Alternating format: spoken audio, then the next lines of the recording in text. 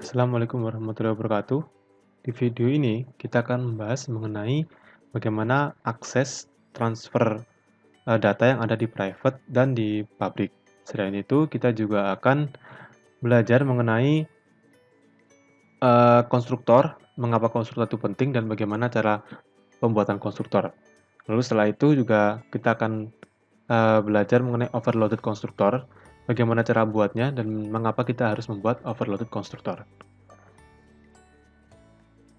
Oke, yang pertama kita bahas dulu mengenai data. Bagaimana, apakah benar bahwa data yang terdapat di private itu tidak bisa diakses oleh objek dari luar kelas. Jadi misalkan di sini saya buat satu perintah baru untuk mengambil data yang ada di private.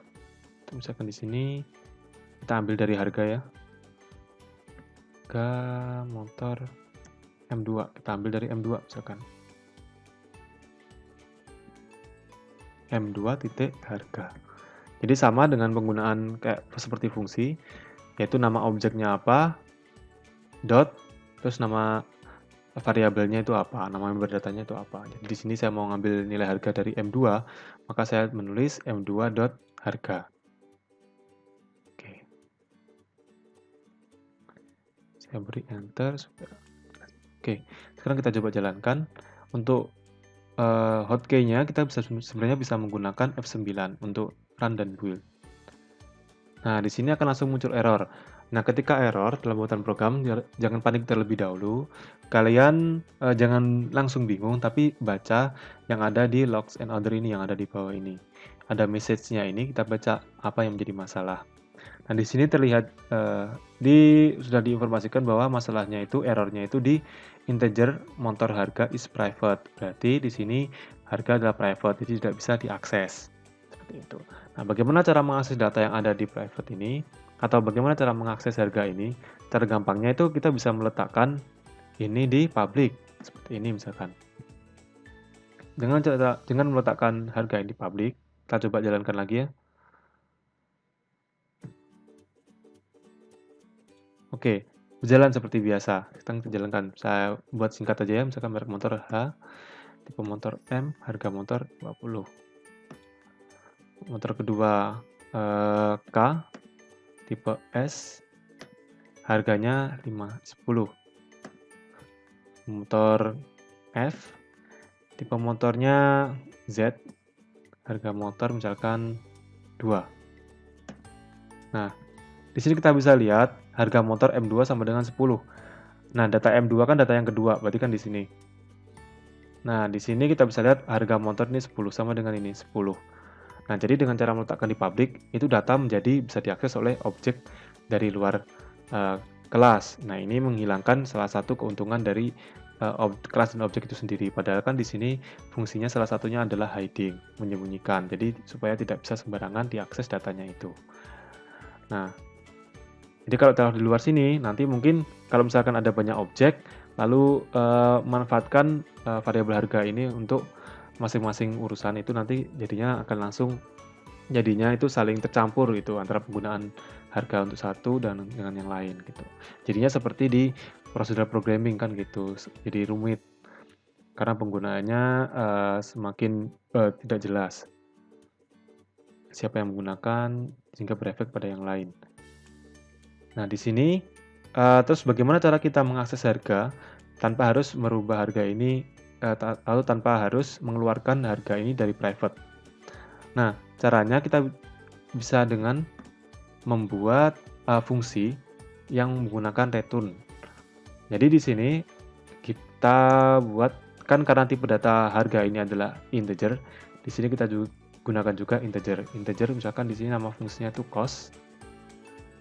Kurung buka kurung tutup. Nah, di sini kita gunakan return harga. Nah, kenapa di sini kita gunakan integer, sementara yang di atas ini kita gunakan void? Jadi void itu kan maksudnya itu kosong. Kalau tanpa dari fungsi itu tidak mengembalikan nilai apapun, maka kita bisa gunakan void. Tapi ketika di sini ada return atau dia fungsi ini memiliki nilai harga atau memiliki nilai, kalau di sini kan harga, nah itu kita harus menggunakan tipe data sesuai dengan tipe data dari data yang dikembalikan atau diberikan. Kalau di sini kan harga bentuknya integer nih, makanya di sini kita gunakan juga nama fungsinya itu integer. Nah, jadi seperti ini. Terus di sini kita ubah bukan lagi m2.harga tapi m2.cost. Kurung buka, kurung tutup. Nah, jadi dengan cukup memanggil fungsi ini, kita coba ya, itu sudah kita dapatkan harga tanpa harus mengeluarkan harga dari private. Oke, merek motor Y, tipe motor R, harga motor 10. Merek motor T, ini kita acak aja ya, untuk coba aja. Ini 56, 55. Nah, di sini kita bisa lihat M2 15. Oke, jadi dia bisa mengambil harga dari M2 tanpa harus mengeluarkan harga ini dari private. Tuh, karena oke, jadi seperti caranya kita menggunakan return di sini. Dan jangan lupa untuk memberikan tipe data. Oke, sekarang sudah terbukti bahwa data yang terdapat di private ini sifatnya adalah hiding dan tersembunyi, jadi tidak bisa diakses secara sembarangan. Hanya bisa diakses dengan menggunakan member fungsi yang ada di kelas publiknya. Di sini ada member fungsi namanya cost. Nah, sekarang kita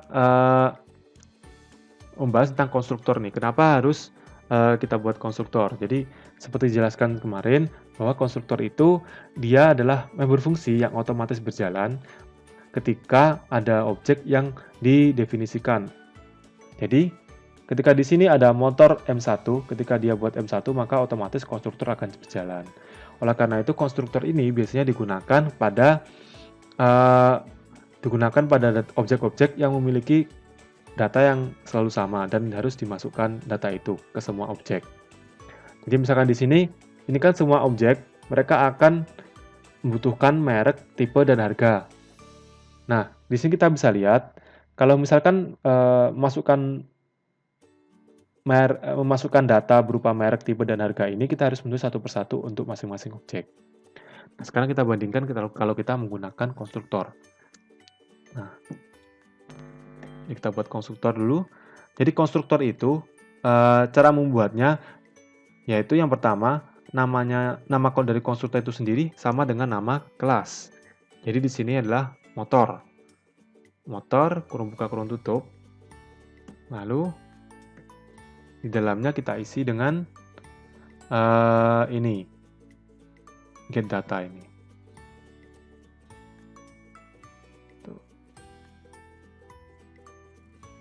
Lalu ini kita bisa komen dulu.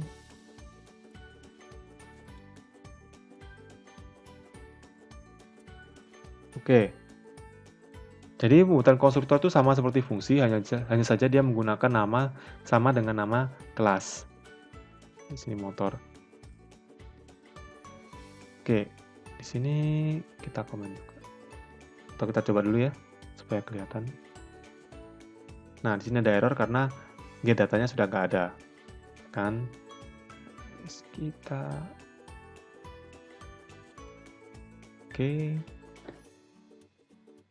kita jalankan.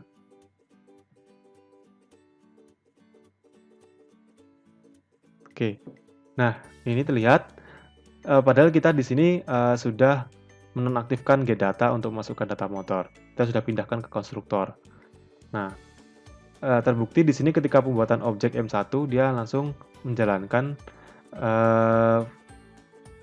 fungsi konstruktor di sini, masukkan data motor. Sekarang kita coba isi, kita samakan apakah sama dengan ketika kita menggunakan member fungsi get data tadi.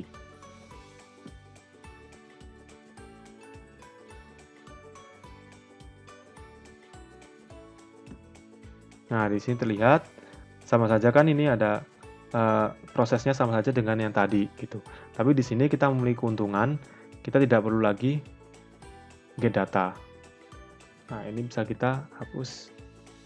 Nah, karena setiap objek itu dia membutuhkan karakteristik dan kita harus memasukkan data ke objek, maka kita bisa masukkan untuk get data itu ke konstruktor supaya langsung dijalankan. Seperti itu. Nah, lalu misalkan kita juga jadi keuntungan dari konstruktor itu ya, dia lebih menghemat baris programnya gitu, terutama untuk memasukkan fungsi-fungsi atau perintah-perintah yang memang harus diberikan kepada setiap objek. Kita juga bisa memasukkan nilai, misalkan memastikan sebelum dijalankan programnya, di awal program kita memastikan bahwa nilainya harga itu harus 0, misalkan seperti itu ya. Nah, kita itu bisa membuatnya di sini. Sini, titik 2. Titik 2 ini untuk memisahkan antara fungsi, antara member fungsi ini, di sini motor, dengan member data yang ingin diubah nilainya. Kan di sini berarti harga 0. Nah, berarti ini nanti di awal, maka harga dari tiap objek itu di awal pasti 0. Sekarang kita cek ya, misalkan di sini saya buat harga awal supaya terlihat. Harga awal ini harga. Oke.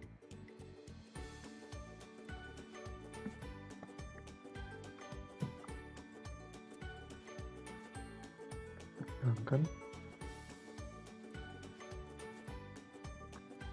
Nah, di sini terlihat harga awal sama dengan 0.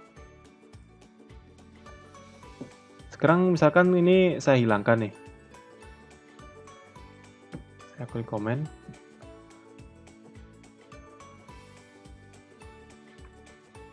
Nah, kalau kita tidak mendefine dari awal nilainya berapa, di sini bisa terlihat bahwa dari variabel harga ini akan muncul nilai acak seperti ini, 720, 86, 80.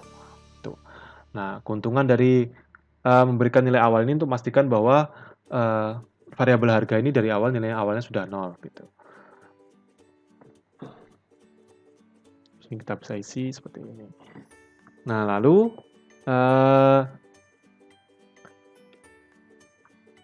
ini untuk satu konstruktor. Terus misalkan gini, kita ingin memasukkan data secara fix ke salah satu objek. Misalkan M2 ini.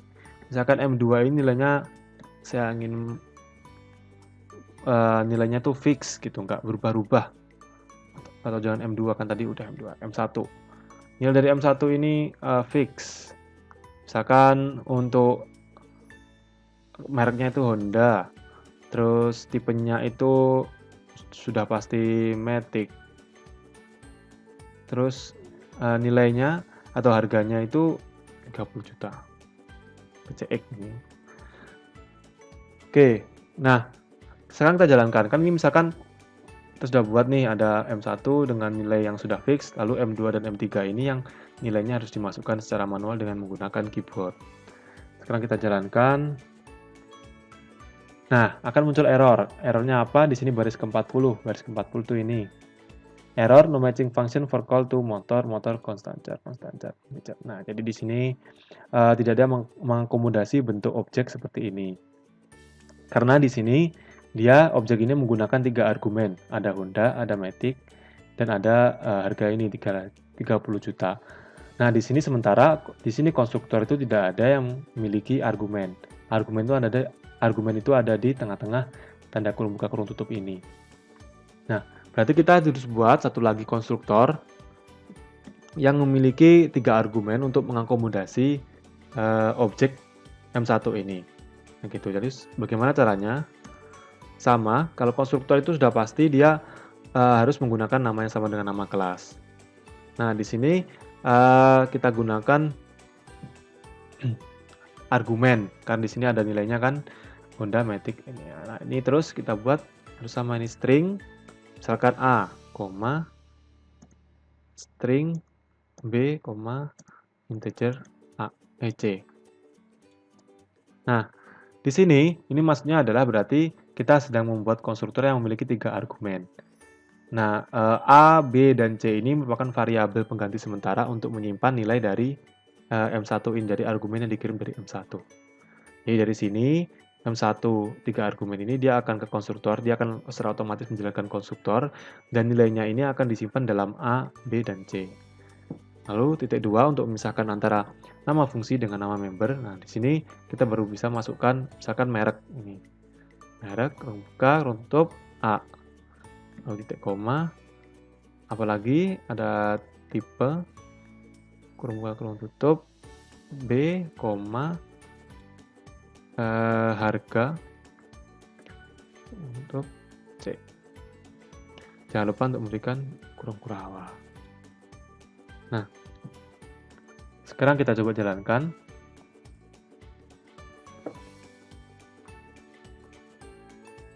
Nah, di sini terbukti bahwa bisa dijalankan dengan cara membuat konstruktor lagi yang memiliki 3 argumen sama dengan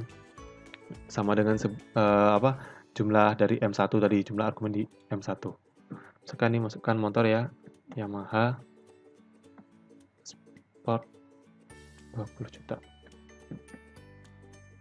Lalu kita masukkan motor lagi, merek motornya itu Suzuki. Oke, kayaknya 12 juta. Oke. Nah, kita cukup memasukkan 2 kali karena tadi kan yang M1 sudah memiliki nilai dan dia tidak menjalankan lagi konstruktor yang ada di bawah ini. Dia langsung menjalankan konstruktor yang ada di atas. Bagaimana kita tahu kalau dia menjalankan konstruktor yang ada di atas?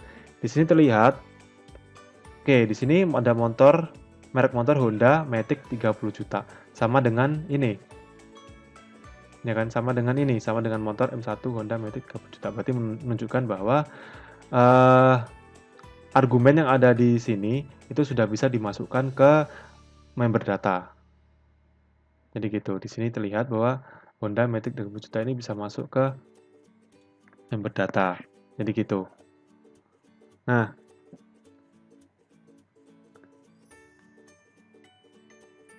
untuk yang lain sama seperti yang atas, yaitu ada Yamaha Sport 20 juta, Suzuki Bebek 12 juta. Ini sama saja. Nah, ini berarti menunjukkan bahwa kita di sini sudah bisa dibilang membuat overload konstruktor. Jadi kita buat 2 konstruktor dengan nama yang sama. Overload atau kelebihan beban ya kalau dalam bahasa Indonesia. Tapi maksudnya di sini tuh ada lebih dari satu konstruktor. Makanya dinamakan overloaded konstruktor. Jadi ada 2 konstruktor. Kapan kita menggunakan konstruktor? Yaitu ketika misalkan ada 2 atau lebih tipe dalam pembuatan objek itu sendiri. Jadi yang pertama ini objeknya ini ada 3 argumen, sementara yang lain tanpa argumen. Jadi misalkan ada satu lagi, misalkan M2 ini dibuat dengan menggunakan 2 argumen, itu kan? Itu bisa. Gitu. Kita masukkan 2 argumen di sini. Gitu. Tapi nanti coba ya, misalkan kita buat argumen. Ini Yamaha. Lalu di sini tipenya Sport. Oke, kita masukkan 2 aja. Kalau kita buat satu lagi.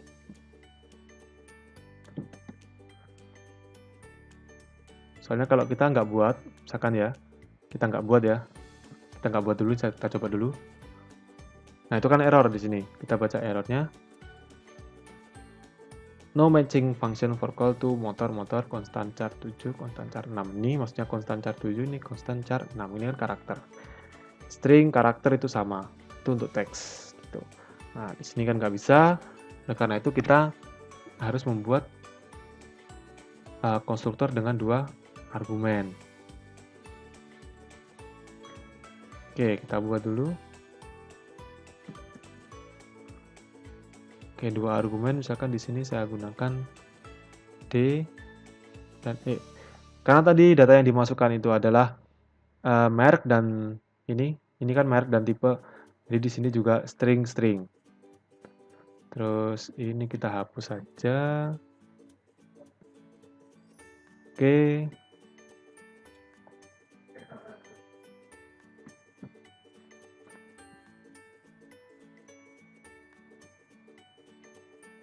Oke, merek A tipe B, E, misalkan kita ganti ini juga, D, ini E. Sekarang kita coba jalankan. Oke, merek motor tadi yang belum Suzuki, tipe bebek, harga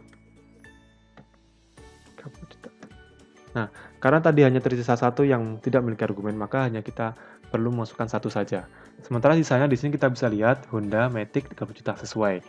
Lalu M2 Yamaha Sport 7208584. Nah, di sini karena tadi tidak ada definisi awal berapa nilai dari harga, oleh karena itu di sini diberi nilai yang acak 7208584 ini. Itu. Karena tadi yang harga ini kan dia hanya untuk yang tidak memiliki argumen. Jadi di sini dianggap harga itu kosong. Tuh, makanya di sini harganya acak, sementara di sini ada Suzuki bebek 30 juta sesuai dengan yang kita masukkan secara manual. Tuh. Oke, terus bagaimana kita tahu emang yang keluar duluan yakin yang M1 dulu gitu, bukan yang M3 dulu. Nah, kita misalkan gini aja, M3 ini kita taruh di awal. Oke, jadi urutannya itu dari mana sih? Dari urutannya itu tergantung dari urutan yang ada di kelas atau urutan dari objeknya yang dibuat. Misalkan ini M3. Ini ada M3, M1, M2.